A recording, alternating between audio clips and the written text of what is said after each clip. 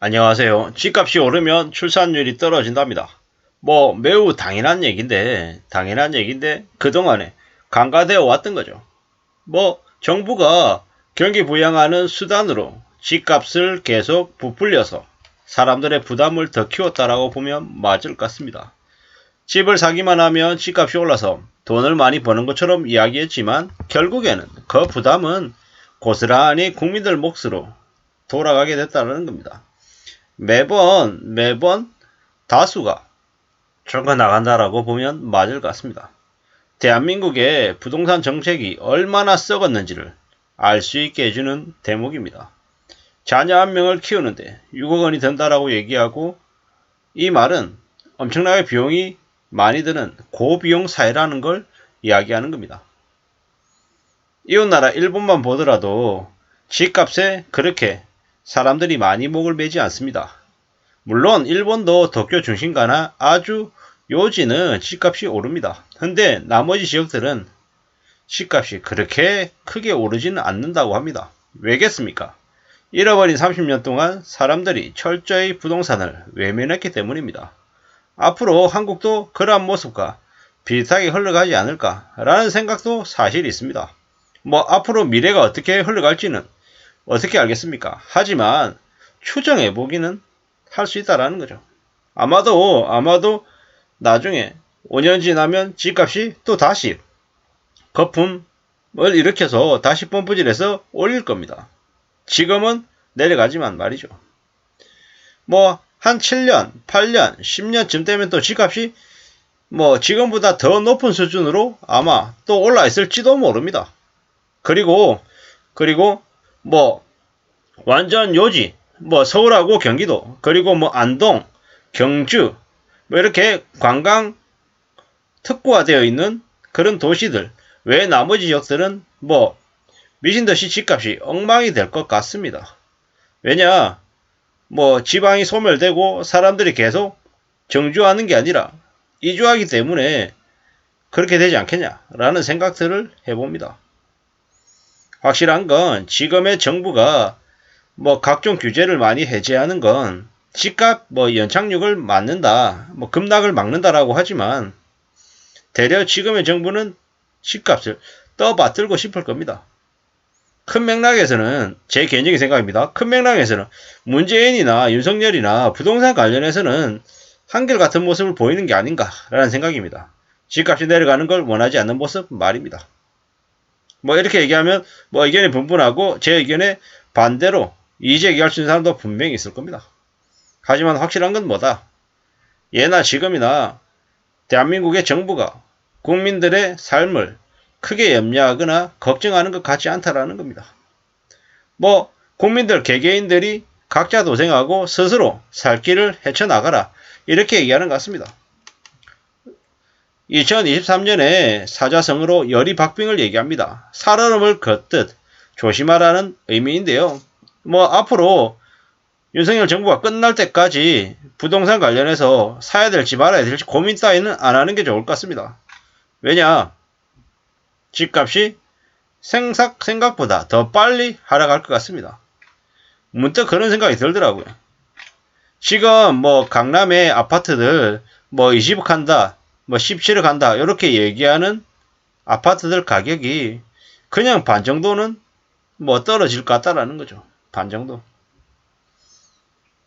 17억 한다 그러면 이게 나중에 8억 5천 8억 할 거라는 거죠. 20억짜리가 10억 되고 15억짜리가 7억 5천 되고 10억짜리가 6억 되는 날이 올 것 같습니다. 지금 예를 들어 집값이 3억이라고 치고 25살에 취업해서 150만원씩 15년 모으면 3억이 모인답니다. 그러면 40살에 애 낳고 집 사는 게 가능하냐? 힘들다라는 거죠. 그러면 25살에 연끌해서 빚내서 집 사고 3억 금리가 5% 15년 상환한다고 치면 한 달 이자 125만원 플러스 원금 150만원 총 275만원 아무것도 안하고 다 나가죠. 생활이 안됩니다. 맞벌이? 결혼 시작부터 억 단위 빚지고 행복할 수 있겠나? 이자는 젊은 세대 욕하지 말고 현명한 걸 다행으로 생각했으면 한다라고 합니다. 직장생활도 15년간 논스톱으로 다닐 수 있는 회사가 맞냐? 전부 다 협력업체 3년에서 5년 버티기가 어렵다. 맞벌이는 가능하냐? 출산은? 이런 댓글들이 있는데 이걸 읽으면 참 씁쓸합니다.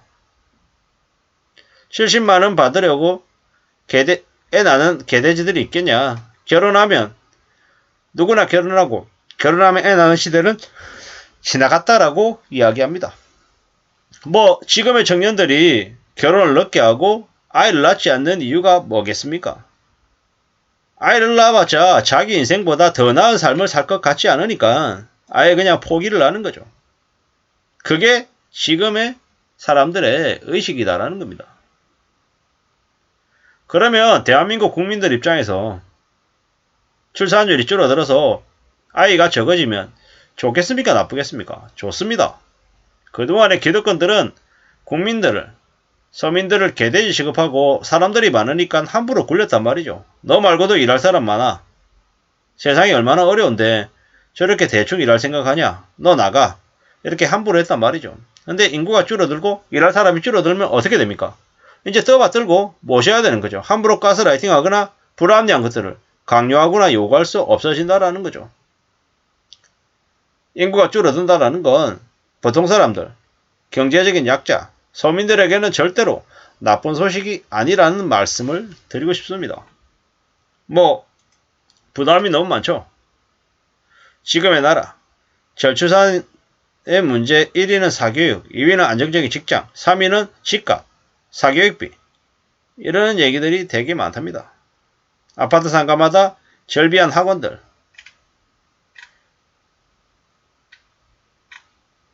이런 것들을 보면 참 많은 생각들이 듭니다. 우리 애들은 나 같은 인생 안 살게 하려고 출산을 기피한다. 이런 얘기들. 애를 낳으면 도전이라는 걸 할 수 없는 세상에 들어서게 된다. 그래서 다들 대박은 아니지만 안정적인 직장과 공무원만 꿈꾸는 선택을 하게 된다. 집값도 집값이지만 집값이 떨어지면 출산율이 올라갈까? 영끌 워라밸을 찾는 세대. 출산은 의무가 아니고 자유다라고 생각하는 거 보면 어찌 보면 맞는 말이지만 씁쓸한 생각을 하게 된다. 이런 생각들도 있네요. 보니까. 참 우리의 삶이 많이 빡빡하고 참 더 암울해지는 것 같다는 생각이 듭니다. 어쩌다가 이렇게 되었나. 집값이 계속 폭락해서 지금보다 반값이하러 떨어져야 애를 낳지. 늙어 죽을 베이비붐 노인애들 욕심 때문에 나라가 다 망한다. 이런 얘기, 남녀 혐오가 극심하다. 그런 얘기들도 많고요. 참 잘 생각하고 잘 움직여야 될 것 같습니다. 문재인의 업적은 4년 동안 집값 잡는다는 개소리 하면서 실제로는 집값을 서너 배 올린 무능한 정권이다랍니다. 살다 집값 잡겠다는 놈의 포지션이 가장 큰 땅값을 올리면서 집값 잡는다라고 떠들어댄 놈이다 라는 거죠. 참 씁쓸하고 어처구니가 없다는 생각을 해봅니다. 아무쪼록 삶을 잘 지켜나가야 될 것 같습니다. 이상입니다.